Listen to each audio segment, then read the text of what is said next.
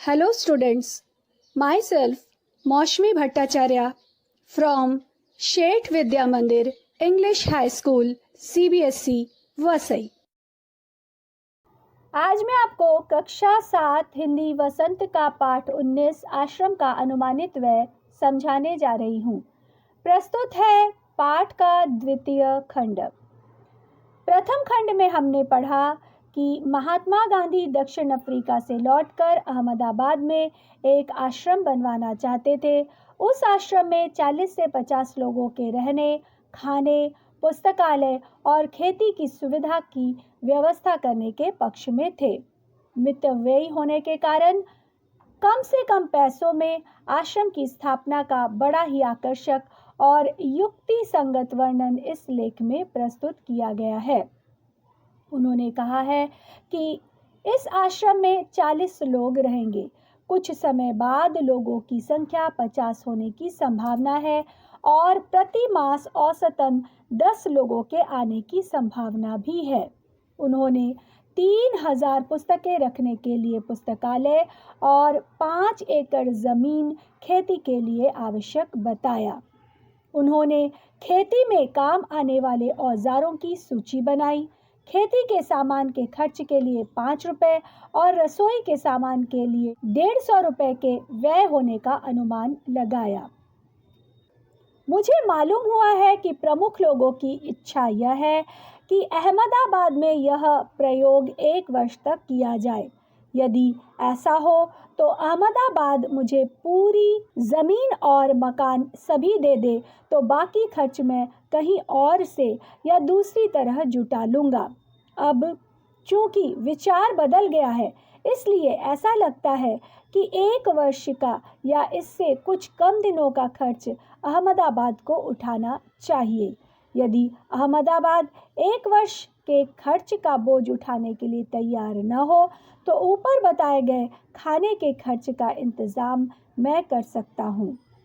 चूँकि मैंने खर्च का यह अनुमान जल्दी में तैयार किया है, इसलिए यह संभव है कि कुछ मदें मतलब कुछ ऐसी चीज़ें जो ज़रूरी हैं मुझसे छूट गई हो। इसके अतिरिक्त खाने के खर्च के सिवा मुझे स्थानीय स्थितियों की जानकारी नहीं है, इसलिए मेरे अनुमान में भूलें भी हो सकती हैं। आप यहाँ पर देख रहे हैं कि उन्होंने कई ऑप्शंस भी रखे हैं कि पहले उन लोगों ने यह सोचा कि जब तक आश्रम स्टैब्लिश न हो जाए, यानी वो अपना खर्चा खुद अच्छी तरह से उठाने लायक न हो जाए, तब तक यह खर्चा अहमदाबाद को उठाना चाहिए। फिर उन्होंने बाद में यह सोचा कि 1 वर्ष का खर्च अगर अहमदाबाद दे दे तो उनके लिए काफ़ी होगा। फिर उन्होंने तीसरा ऑप्शन यह भी रखा कि अगर अहमदाबाद वह भी न कर पाए तो खाने का खर्चा गांधी जी स्वयं कहीं और से व्यवस्था करेंगे।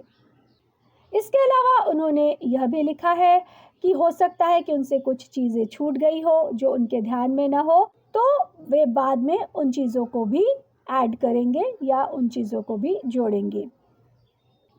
अहमदाबाद में स्थापित आश्रम का संविधान स्वयं गांधी जी ने तैयार किया था। इस संविधान के मसविदे से पता चलता है कि वह भारतीय जीवन का निर्माण किस प्रकार करना चाहते थे।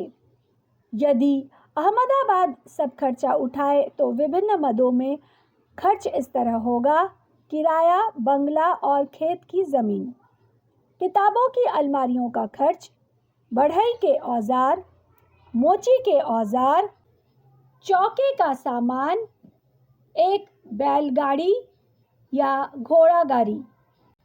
1 वर्ष के लिए खाने का खर्च 6000 रुपया। मेरा ख्याल है कि हमें लुहार और राजमिस्त्री के औजारों की भी ज़रूरत होगी। दूसरे बहुत से औजार भी चाहिए, किंतु इस हिसाब से मैंने उनका खर्च और शिक्षण संबंधी सामान का खर्च शामिल नहीं किया। शिक्षण के सामान में 5-6 देशी हथकरघों की आवश्यकता होगी।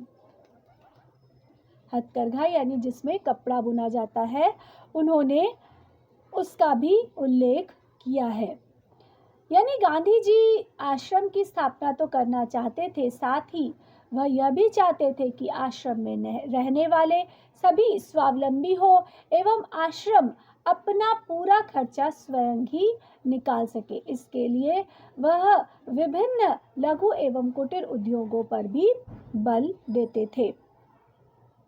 इस पाठ से हमें यह सीख लेनी चाहिए कि कोई भी बड़ा काम करने से पहले उसकी पूर्व योजना बनानी कितनी ज़रूरी होती है।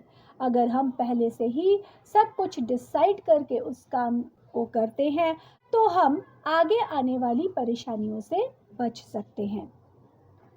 पाठ का द्वितीय एवं अंतिम खंड यहीं पर समाप्त होता है।